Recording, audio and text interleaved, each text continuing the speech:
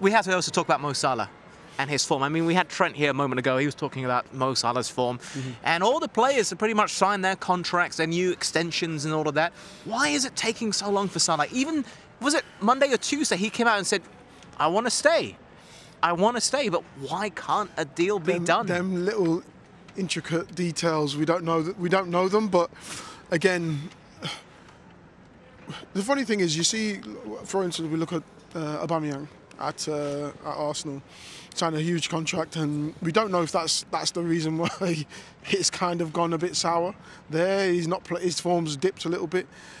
Liverpool are very good at doing their business, very, very good at doing their business, and they'll get it right, and they won't be pushed into any knee-jerk decisions. But they'll get it right for Mo. He's a fantastic player, and he's shown that time and time again. We had an argument about Ballon d'Or, didn't we? Did you? What was this argument about then? Well, J-Mo gave his analysis. Publicly state it. Ballon d'Or, the most recent one I'm assuming you're referring to. Go on, J-Mo, do you want to? Go on. No, you do it. It was whether Mo should have been further up or not. Okay, so he finished 7th. Yeah. Finished 7th. So where do you stand on this? I thought he should have been further up myself. But again, when you listen to the actual argument, you kind of have to take a backward step and say maybe they're right, because in essence, when you're talking about international, he's not really hitting the heights of others that are at the same international level. Yeah, I mean, Jorginho's won a Euros, Messi's won a. I mean, I don't agree Messi should have won it. I still think Lewandowski should have won it. But Mo scored 20 odd goals last season. 22 in the Premier League, yes. 5 assists. He wasn't exceptional. Nothing internationally. Didn't win any trophies, so therefore. But Lewandowski didn't either. Yeah, but he scored internationally. He scored 50, 60 goals last season. Yeah. 50 or 60 goals. That's the big difference. Yeah, exactly. Yeah, he did what he's out there more times than Mo did. So it is very subjective. Is Mo Salah position where you think he should be positioned, which is 7th? Well, given that Messi was first, I think the whole thing's farcical, quite personally. The credibility of the Ballon d'Or was always in question when only 2 players won it for best part of 15 years. Except Modric. Exactly. And you're telling me that there's only 2 good players in the world in the last 15 years, or 3 players if you include Modric. I think it was a bit of a farce in the first place, and this was more than the fact they've introduced a new category for the striker of the Ballon d'Or striker, and they give that to, it's almost like let's satisfy everyone else by introducing a striker and a goalie award. I mean, let's go back on to Mo's contract situation. I think it's a better conversation. Okay. Yeah, but this is the thing, like Emmy's saying, this club is so well run at the moment. I say at the moment like it's only a new phenomenon. Since before Jurgen Klopp came in, this club was in such a good position. The recruitment was spot on. Arguably the missing piece was the manager.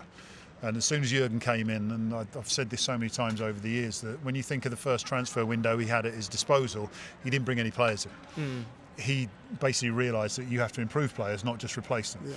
And he's done that, and he's improved players time and time again. Again, we're talking about Oxlade-Chamberlain, who's got his chance here. Even though he's been injured, he's still got the chance. And Elliott's of this world. The players, Tsimikas is probably the best example currently. He starts this season as if he's been here for 3 years. I was watching games and I'm like, this guy, I don't recognise him, but he looks like he's been here. So point being is that everything is run in the right order, and Mo Salah will be part of this well-oiled machine, or his contract negotiation will be part of this well-oiled machine. If he doesn't apply, if his demands, shall I say, don't fall in line with what Liverpool want to do, then he doesn't sign a contract. And that's not against Mo, that's just against the system. But every pundit I've spoken to about the situation, and we're discussing it yet again because the contract hasn't been signed or nothing has been confirmed about it, but also because Salah has spoken up this week about it, they've all said just pay him what he wants. He's arguably the best player in the world. You just pay him what he wants, then you've got to just pay someone else what they want, and just pay that next person what they want, and pay the next person just what they want. The argument was that I think it was actually at the Merseyside derby. This point came up. The squad will understand if Salah is paid more. Absolute rubbish. Rubbish? Absolute rubbish. Whatever pundits are saying, so you would talking care. nonsense. Yeah, if I'm sat in the change room and M turns around and goes, "Oh, I want what I want and I'm going to get it," and I go in for negotiations and say that M is special, then you lose the whole change room straight away. Because everyone will expect to be treated the same. You appreciate that Mo scores more goals than you, but then you end up saying, well, if he's doing more, give him bonuses to justify that more. And the contract that he's on at the moment, I'm sure, isn't bad. You can improve it slightly on a basic, but if you think that his goal scoring is what's getting you somewhere, then improve the bonuses. And if Mo says I can continue scoring this level of goals, then make sure I get rewarded for that. Because essentially what players end up doing is saying, give me more money for what I've already done and what you've already given me bonus money for. Okay. Because I will do it again. Well, no, I think your base level should be similar, but just make enhanced bonuses, and that way M in our context can go, I've scored more goals, that's why I get paid more money. Mm-hmm. Yeah, bonuses. I mean, it's not a guaranteed payday. That's the thing. Nor scoring goals. Nor scoring goals. That's goals. the whole point. Why give them guaranteed money for scoring goals when you can't guarantee they score goals? Is he more guaranteed to score goals than most of the other strikers out there? Give them more bonuses to prove it then. It's a simple argument. And this idea that Mo should be special. That feels like a very club perspective. I'm just trying to think of the Salah perspective. Like, as an I'm individual, deserving of I'll it. tell you what, as an individual, don't give me bonuses, just give me more basic pay. Yep. I don't want bonuses, I want more basic pay, because there's a guarantee that you're going to get paid and you don't have to perform. I'm not saying that Mo would, and this is the beauty of Mo, he's a guy who wants to turn out for every game. He wants to score every goal, and therefore you would argue that he would still maintain that. But there's no guarantees of goals. If there's no penalties today, this could be 0-0. Yeah. Then the Mo Salah factor is like, well, what did he do to win this game? Nothing. There's a performance level you should get paid for, and again, one of the situations in football is a funny one.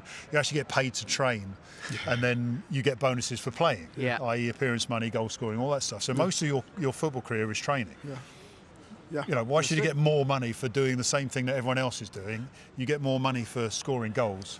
Well, give them bonuses. I think the as a player, you're going to push the system, aren't you? You're going to keep pushing it, try and push it as much as you can. Yeah. But the system's got to be there, and they've got to be strong enough to say, okay, well, let's work out how we can actually get you to sign this contract without pushing it too far. And one of the other things is that if they give in, if they pay essentially what Mo, because someone's not doing, it's not like Liverpool saying we'll give you more and Mo saying no, I want less, and they can't sign a contract. I'm sure it's the other way around.